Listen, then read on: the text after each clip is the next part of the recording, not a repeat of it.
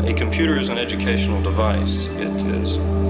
It is in fact a direct reflection of your own imagination, your own intelligence.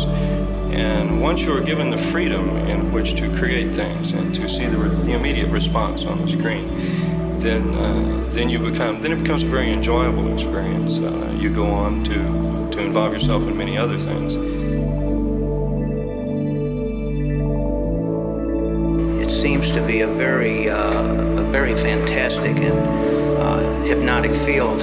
Once you start, you just can't stop. It's something you can't explain.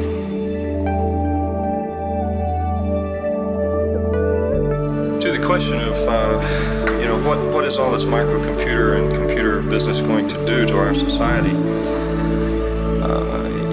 The case is that we are humans and we are much more adaptable to our environment than the computer is to its own.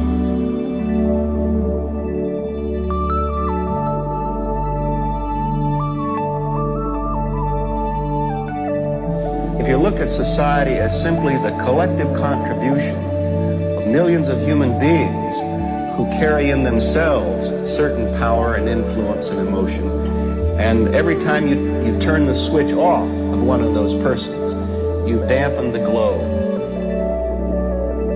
It's the fundamental question of whether this society is going to find a way to make itself as rich and as powerful, and if you will, as beautiful as potentially it can be.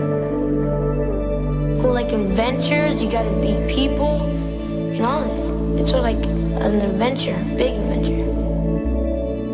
It's fun.